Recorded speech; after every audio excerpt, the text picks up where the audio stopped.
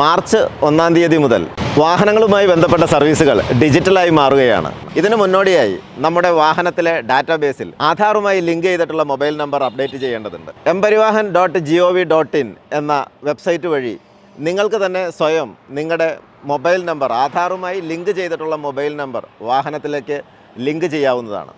2019 മുതൽ തന്നെ നമ്മുടെ വാഹനങ്ങളുമായി ബന്ധപ്പെട്ട സർവീസുകളെല്ലാം മൊബൈൽ അധിഷ്ഠിതമായിട്ടുണ്ടെങ്കിലും അത് ആധാറുമായി ലിങ്ക് ചെയ്തിട്ടുള്ള മൊബൈൽ നമ്പറിലേക്ക് മാറ്റിയിട്ടില്ല. അടുത്ത മാസം മുതൽ വാഹനത്തിൻ്റെ പേരുമാറ്റം, വാഹനത്തിൻ്റെ അഡ്രസ്സ് മാറ്റം, ഹൈപ്പോത്തിക്കേഷൻ എൻ്റർ ചെയ്യുന്നത്, ഹൈപ്പോത്തിക്കേഷൻ ഒഴിവാക്കുന്നത് തുടങ്ങിയ സർവീസുകൾ പൂർണ്ണമായും ഓൺലൈൻ രീതിയിലേക്ക് മാറുകയാണ്. പൊതുജനങ്ങൾക്ക് RT ഓഫീസ് സന്ദർശിക്കാതെ തന്നെ ഓൺലൈനായി ഇതിൻ്റെ സർവീസുകൾ ലഭ്യമാകും. മാത്രവുമല്ല, RC പ്രിൻ്റ് ലഭ്യമല്ലാത്ത പരാതികൾക്ക് പരിഹാരം കൂടിയാണ് ഡിജിറ്റൽ RCയിലേക്ക് മാറുന്നതോടുകൂടി സംഭവിക്കുന്നത്. പൊതുജനങ്ങൾ ഈ മാസം 28-ാം തീയതിക്ക് മുൻപായി തന്നെ സ്വന്തം ആധാറുമായി ലിങ്ക് ചെയ്തിട്ടുള്ള മൊബൈൽ നമ്പർ അല്ല വാഹനത്തിൽ ലിങ്ക് ചെയ്തിട്ടുള്ളതെങ്കിൽ അത് അപ്ഡേറ്റ് ചെയ്യേണ്ടതുണ്ട്. സ്വന്തമായിട്ട് ചെയ്യാൻ കഴിയുന്നവർക്ക് മൊബൈൽ വഴി തന്നെ ഈ സർവീസുകൾ ചെയ്യാൻ പറ്റുന്നതാണ്. അതിൻ്റെ ലിങ്ക് ഇതിൻ്റെ കമൻറ്റ് ബോക്സിൽ കൊടുത്തിട്ടുണ്ട്. ചെയ്യാൻ പറ്റാത്തത്, ഓൺലൈനിൽ ചെയ്യാൻ പറ്റാത്തതിൻ്റെ സ്ക്രീൻഷോട്ട് എടുത്ത് അതുമായി RT ഓഫീസിൽ വന്നാൽ RT ഓഫീസിൽ നിന്ന് അത് പരിഹരിച്ച് നൽകുന്നതാണ്. വാഹന ഉടമകൾ സ്ഥലത്തില്ലാത്ത കേസുകളിലും അല്ലെങ്കിൽ വാഹന ഉടമ മരണപ്പെട്ടുള്ള സാഹചര്യങ്ങളിലും ആ വാഹനവുമായി ബന്ധപ്പെട്ട സർവീസുകൾ ചെയ്യുന്നതിന്